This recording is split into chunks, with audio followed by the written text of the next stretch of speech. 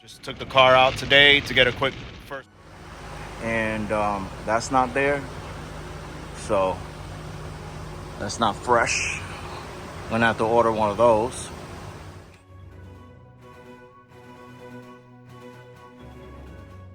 Order another one, get that in there. Remember, I'm just trying to get all the maintenance stuff done on the car first, so this way I can see how the car's performing and then see if we're getting the correct gas mileage on the vehicle.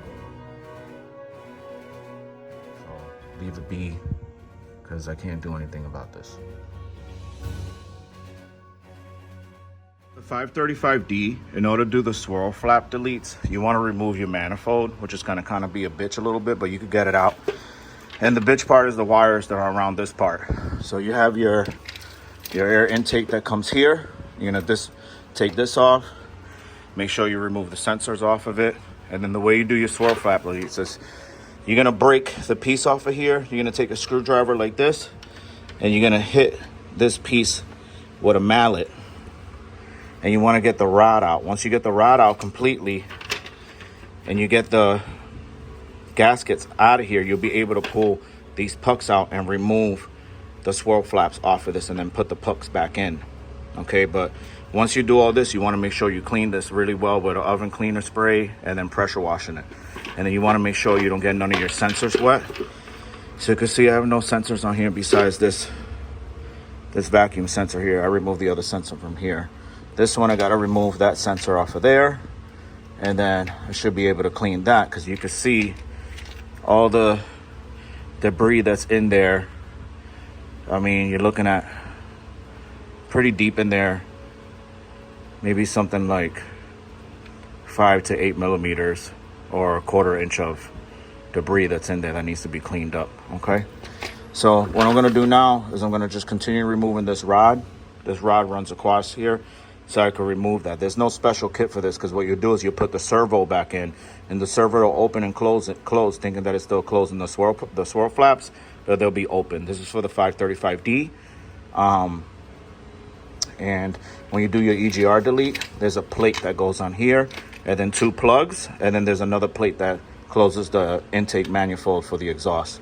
And then that's your EGR delete. As far as something else that you got to do in the back, but I'll post that later on the video. First of all, I'm going to get this removed, remove these pieces, clean this thing so I can get it ready to put it back on the car. So EGR delete, swirl flap delete is what you need to do on the 535D. So that's what we're working on as far as what you saw me on the video earlier of me removing all the parts. So let me get back to this. So quick update on the video that we're doing right now. It's about a couple days later. I already showed you guys how to clean the manifold and the throttle body and how to remove the swirl flaps from there. Once you remove it all, you got to reinstall it, but there's a little piece that comes with the EGR, with the swirl flap delete, and it's a little plug that when you pull the rod out, when you get the rod completely out to remove the swirl flaps and then reinstall where the flaps were in, you're gonna reuse the little grommets that are on there, these things right here, because these are the ones that I got from the kit and they're a little thin. So I just reused the ones that I had because they were still in good condition, because they're thicker. But if yours are in bad condition, buy new ones.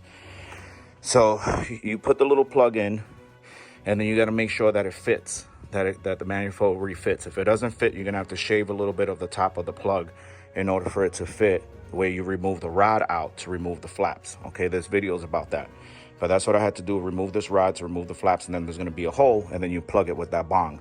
All you do is push it in, and then what it does is that there's a piece of metal here, and what it does when the manifold goes in, it holds on to that. Now on the 535D, you're going to see videos that they say is the same as the N47, and the N57 is the same. Well, the N57 5 Series 535D has 2 EGRs. You got the front EGR, which you saw that I removed.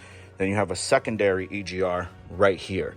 So you got to remove that, and the way you remove it is you just unplug a couple sensors. There's two bolts right here. You can see these bolts, and then the size of those bolts are, I'll tell you right now. I had the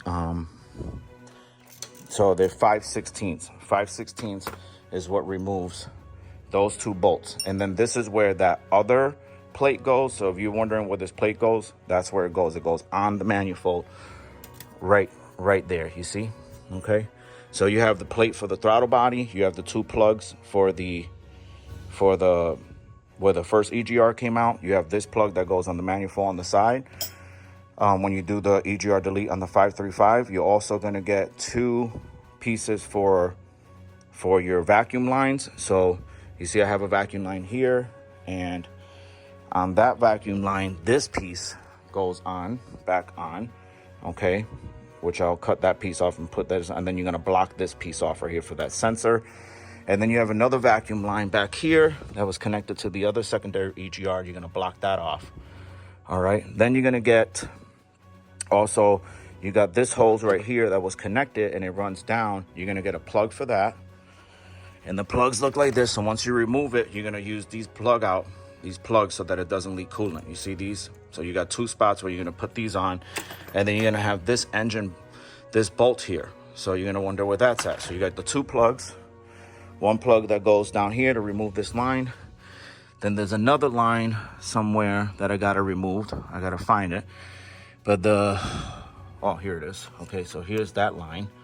But that line right here, this one goes down to the engine block, and then that's where the bolt goes in. All right, and I got these parts from Bimmertune.com. They're out of Poland. It'll take about a week or 2 for you to get your parts, but once you get them, you know, this is what you got to do. If you're struggling, I suggest you just do what you can, take a little break, you know, review the instructions, have Bimmertune send you the instructions, and then I'm going to post some of the instructions on the video here on the side. And then you could go see, you know, go from there and then remove that. So what I'm going to work on now is just getting the EGR completely out. And then I'm going to, once I get, well, I have it out, and I'm going to get, you know, the rest of the parts installed. Then I'm going to go ahead and start removing the parts for the downpipe, because as you can see, the V-band is right there. So if I could zoom in, you can see that's the V-band for the downpipe for the DPF. And I'm going to go ahead and loosen that up. I'm going to take off the sensor right here that's on it, and the other sensor I'm going to remove off of it. I'm probably going to follow the line and unplug it, which is going to be this one right here, wherever that goes, unless I go to get it from there. This way, when I undo the V-band and take the other 2 screws off of the exhaust, all I got is 2 bolts on the side, and then I can lift the car and get to that. So honestly, if you're gonna do this, I suggest do your swirl flaps, do your EGR first, because then that's gonna free up space for you right here so that you could get to your DPF, and it'd be easier for you to lift the car and then just get it out. So that's why I started in this format. Then this way, once I have everything back put together and all the sensors and zip tied all up, then all I'm worrying about is just this piece right here. Okay, so here's the secondary right here. So what I did from the primary, from the one in the front, I removed this pipe. This is the pipe that goes from the primary to the secondary. And here's the secondary. There's really not much to it. Just a screw on the top there. And then you have what was plugged in. This is the front part of it. And then you can see that's where it was attached to the manifold. Okay. And then it just slipped right out. You know, I took the hose off of this piece. I cut that line off. And that's it, it came right off. This sensor I couldn't unplug, so I just cut it because I'm going to remove the piece off of it anyway, so it doesn't matter. So now I'm just going to put this plate back on. Then I'm going to start working on the DPF. Well, start putting this whole thing back together, zip tying all my sensors. This way I could get to that. All right. So I'm going to work on trying to see if I could get the downpipe out. So that's what I'm going to work on first. And as like I said earlier in the video, I took the V-band off. I took the 2 screws off top of the downpipe. I'm going to remove the 2 screws on the exhaust. I removed the 2 sensors, the O2 sensor and the other sensor that was there off of here. So I'm going to see if that loosens it up. I'm most likely going to have to remove the exhaust. Your exhaust, if you haven't removed it in a long time. This one was kind of hard, but someone had removed it at one point to cut the muffler off of it. Sorry, stop recording, but you can see here there's like a little V-band, and it's hard to focus because I don't have really good light here, but let me see. You can see that's from the downpipe. So you got 2 screws here, the little V-band. It's got like a nozzle here coming from somewhere. So we're gonna have to try to figure that out. And then you have a sensor for an O2 sensor here. So I'm gonna unplug it from there. This way then I could, when I pull the downpipe, I could put those into the new downpipe. So we're gonna remove this screw here and then put a jack stand here. So that'll help me clear and get this out of the way. All right, I'll be right back. All right, so I just got the downpipe right to this point. I'm gonna pull it out. See what's, oh, there's a sensor over there holding it. So I gotta undo that sensor, which is a gray wire now, so I could pull the downpipe. You can see I'm leaking antifreeze here. Those are probably from the 2 lower EGRs. I didn't have to remove the exhaust, just kind of move it out the way. So this thing is huge. It's like something out of NASA. So let me undo that sensor and I'll pull it out and then you guys can see. Right, so it's the next day. It's around 2 o'clock. I stood up to like 12:30 in the morning, struggling on this because if you've never done this before, it's a bit complicated. But if you've done it before, it's easy. You know, you got your swirl flap deletes. That's easy. Just taking it all off is a pain, but it's easy once you do that. Then you got this part of the EGR, the 2 plugs over here, and then the plate that goes on the throttle body. Then you have this side of the EGR, which you got to remove. Okay, then you have the plate on the manifold. And then you got to remove the lines that go down to the downpipe. And in order to do that, you got to take the downpipe off, which is the DPF. And you got a plug on the top where the drain plug goes, this screw that they give you. That is a pain in the ass to pull out. But if you wiggle it, and then you take a little screwdriver or a screwdriver flat enough and you just keep playing with it like that, it'll come off, but it will not come off with a pry rod. So you got to use a screwdriver. It's a pain in the ass. Once you get that piece in, you put the drain plug in, the drain screw in. It has a little washer, metal washer, you put that in. Then you have the upper line that comes down to the front of the bumper, and then you have that lower line of the EGR that comes to the front of the bumper. On the front of the bumper, you have to remove the plastic bin. There's a cross where the 2 lines come in, and then they give you 2 pieces, 2 plastic pieces, which are these. So once you remove those lines, you're gonna then put these in. These are block offs for the antifreeze, and then that's pretty much it. But it's a pain in the ass once you get to that, which I'm gonna do now, because you can see I pulled off the DPF, the downpipe, which looks like it's something out of Tesla. Now I'm gonna work on that. I installed the downpipe, but I have to get the V-band on the downpipe, because that is a pain in the butt to line up, and you need 2 people.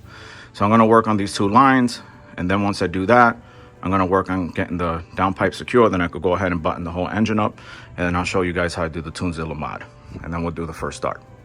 I'll be right back. Muffler from Bimmertuner that sold me the EGR delete. This, I tried to put it in just now, but it is a bitch to remove the spring that goes around this piece right here. I just can't get it off. So that's the tunezilla module. You could get this on tunezilla, and then I think that's $280 or something like that, right? And then the tune is about $1,100 or something like that. So I'm gonna go ahead and we're gonna plug that in into the ECU. We got a battery tender. All right, so here we got the tunezilla. It says continue with the file writing. I don't know what that means, but so it's gonna be this one. Yeah, that's the file that I got from him. Hit next, and then initiating program. Please wait.